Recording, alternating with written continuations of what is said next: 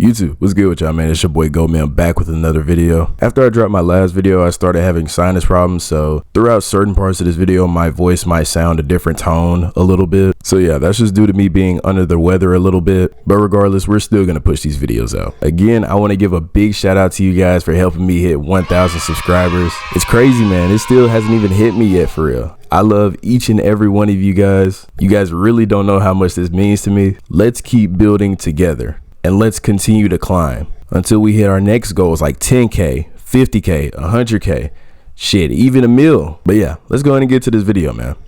Mad cause I'm way too smooth, way too smooth. She mad cause I'm way too, mad cause I'm way too smooth, way too smooth.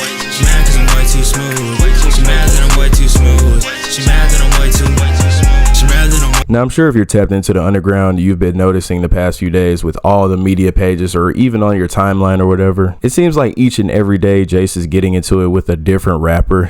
And at points, it can be pretty entertaining and pretty funny, but it also can get really repetitive and kind of tiring. The list of guys that Jace has gotten into it with since he started rapping, he's gotten into it with guys like Isaiah TG, SGP West, Can and Summers, even though we know how that situation went out. He's spoken on underground rappers being kind of feminine, I guess you could say, as well. He's gotten into it with guys like Cash Dami, which is one of his more noticeable beefs, Slump Sixes. And now this year, he's gotten into it with guys like Rich Amiri and Xavier Sobase. And at some point, enough has got to be enough. And yeah, it's not the best look for Jace at all. And as a label, you can't really have one of your artists out here just doing this crash dummy shit. Jace is currently signed to Simple Stupid Records, but he also, I think, has a partial deal with Geffen Records, which is the same label that Yeet is signed to. I don't really know how that deal works. I just noticed that Geffen is under all of his bigger releases like Reverence and his bigger hit singles like Bend and 556. So with bigger releases, he probably has Geffen help push that, but I don't know. We don't know all the details. Now, people might look at all these clips that they see on the internet and see all the beefs that Jace gets into, and you're probably like, yeah, this is why Jace hasn't gone mainstream yet. But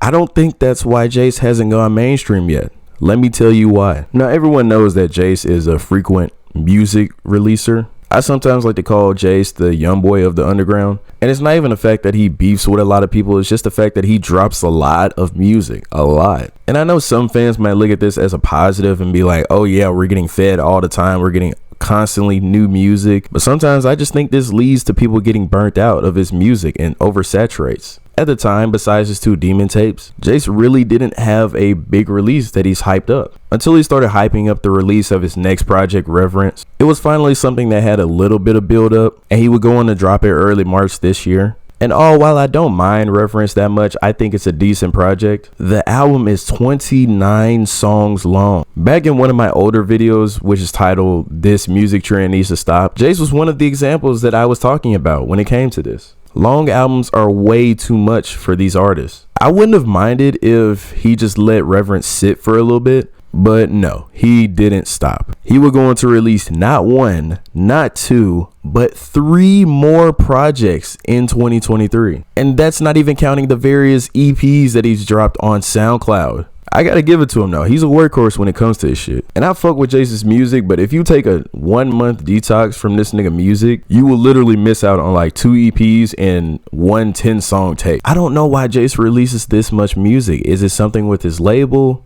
And yes, I know he has a family to provide for, but it's just like, bro, what are we doing? Even with this whole stack load of music that he's given us this year, he has also given us gems along the way like D and the Cutlass, Have to Ask My Lawyer. And I have to say, his Morgan EP, which is an 11-song alternative rock tape that he put out, has been one of my favorite EPs this year. Jace has so much talent and potential. He's a very versatile artist. He can go auto-tune, no auto-tune. He can give you that alternative rock and even throw it back to some 80s disco like the EP, The Top Kid Show. So with Jace, yeah, he's one of my favorites in the underground for sure. I just wish he would sit down and start to put together a really good album for us and take the time to really prepare it. I know that's something that he probably doesn't want to do, but I feel like that would just help him a lot more. Take the time to work on maybe an 18-song album where we can hear the different sounds of his versatility. Have the label hype it up some like they did with Reverence a little bit, but take more time into it, put a little bit of more promo and hype into it. He was almost out the door with 556, but a debut project like Reverence didn't really help him.